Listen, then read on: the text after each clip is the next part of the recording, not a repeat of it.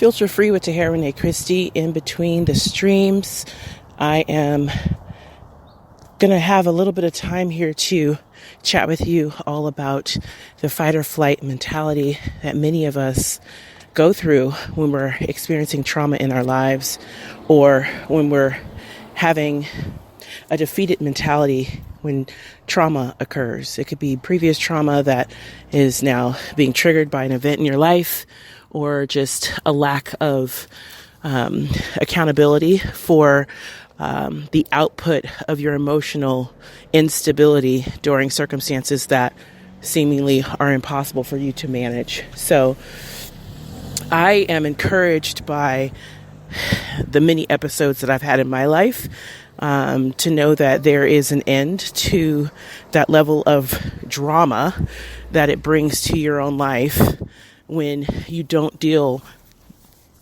with this fight or flight mentality. Now, what is that?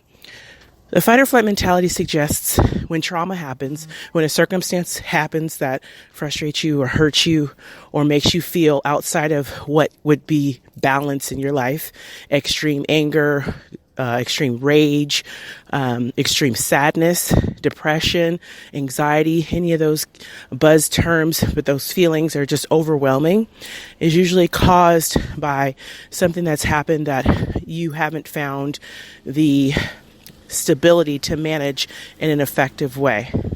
The fight part of it is, you come for me, I'm gonna come for you, right? I'm gonna fight you until I win, even if it destroys me, destroys you, hurts a relationship, hurts me mentally, hurts me emotionally, destroys things, loses me money, loses a job.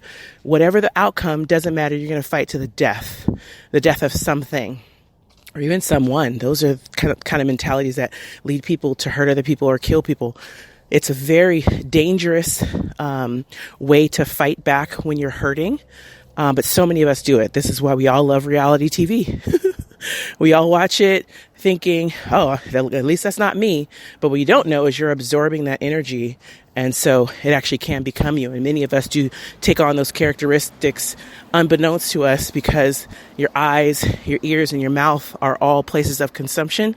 And when you are consuming such things, you're actually hurting yourself in the process.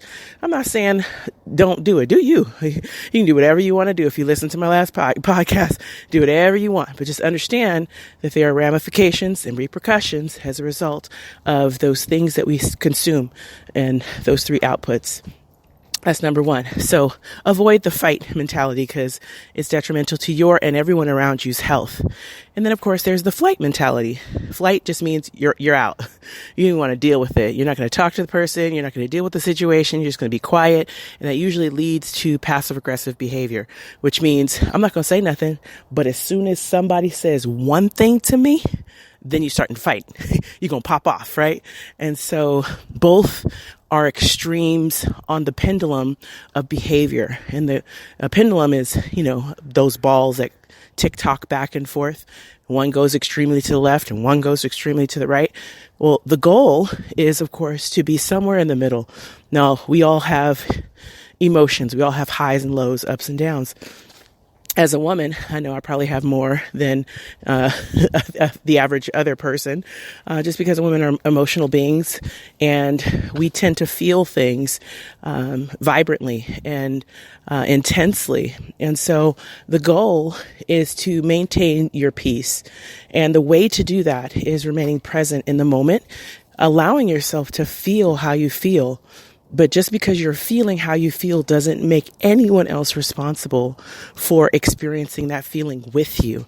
And that, for me, is the key to your success. And whenever you're having an issue, whether that be with someone or with yourself, or a circumstance that happened to you, or a circumstance you've brought on to yourself, it's no one else's responsibility to manage it but yours. So with that, I want you guys to be encouraged, realizing that everybody makes mistakes. Everybody has emotional breakdowns. Everybody has circumstances that need support or help with. Don't be afraid to ask for that help. Never be afraid to ask for support. Find a village that keeps you in the pocket of success when it comes to your mental health, and you'll have less episodes when you have someone to talk to. And if you don't have someone to talk to, get a piece of paper, bust out your phone, record it, record how you're feeling, write down how you're feeling, do something, dance it out, sing it out. I don't care what it is, cook it out, whatever your talent is, utilize those positive